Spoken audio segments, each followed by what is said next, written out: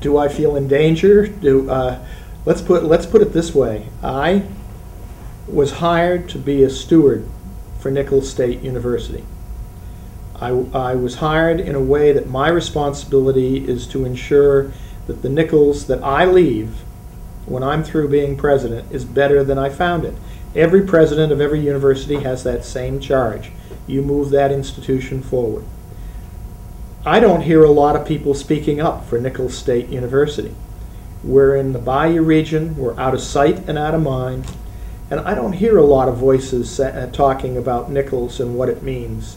And therefore, I think I have that responsibility. If it gets me in trouble on occasion with people in Baton Rouge, that's part of the territory.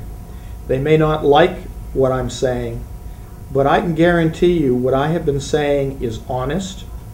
It reflects the truth about what is happening at Nicholls and other institutions, and expresses concern for the future of Nicholls and the future of students that are served by Nicholls and the future of the region that Nicholls serves. And if that's what's involved, I don't mind standing up and making those comments. But I will admit to you, every once in a while, yes, I wonder how my comments are playing out, because I have been speaking up for a period of 6-7 months now. My article that I had in the local papers back in January was one of only 2 over about a month-and-a-half period from university presidents. The other one was John Lombardi, the president of the University of Louisiana, no, LSU system, and then mine, and it got picked up in about 11 papers across the state. When the president of rural Nicholls has an article picked up in 11 papers, there aren't too many other people speaking up. I feel it's an obligation.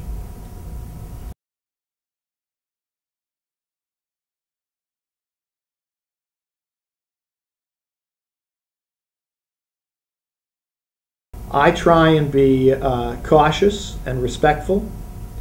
I admit to you on occasion you'll find my comments tinged with a little bit of frustration that there isn't leadership. But I work to be tactful about it, but I am direct. There's no question about it. It seems to me that we all recognize that Louisiana and the nation has financial problems, and we're all having to tighten our belt. This university recognizes it's going to have to cut budgets. But the decision saying we have to cut in the state is a management decision. How we cut those budgets is a leadership decision. From my perspective at Nicholls, I'm trying to provide the leadership and direction to do the least harm to this university possible. That doesn't mean we aren't going to do harm. We're going to hurt people who have worked here for years, who've had careers at this institution and made major contributions.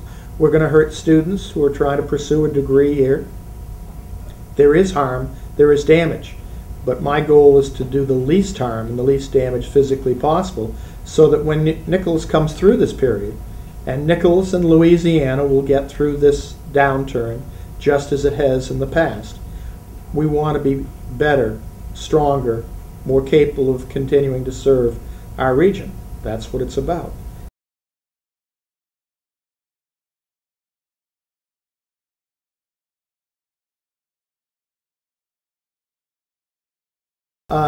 Again, Jamison, until we have notified all the people, I can't do that. And for example, I'll give you a specific example.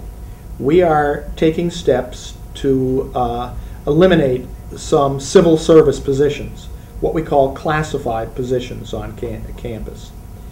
Those are staff roles.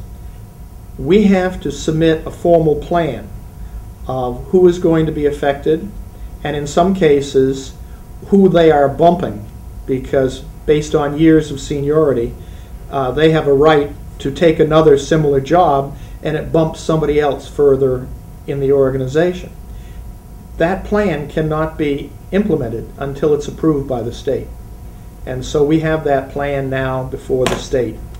And we are going to wait until the state says we acknowledge its receipt, we approve moving forward, then we'll notify.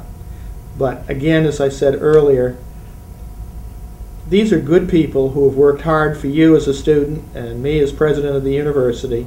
They love Nicholls, they love South Louisiana, and they deserve to hear about this directly from us, from their supervisors and us, not reading it in a paper or seeing it in the media coverage. So that's where we are, and that's why I'm going to continue to say that until such time as I feel that people have been appropriately notified.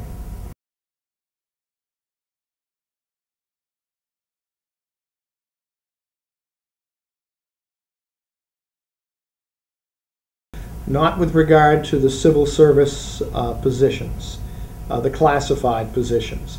We have begun to notify faculty, and we have begun to notify administrators.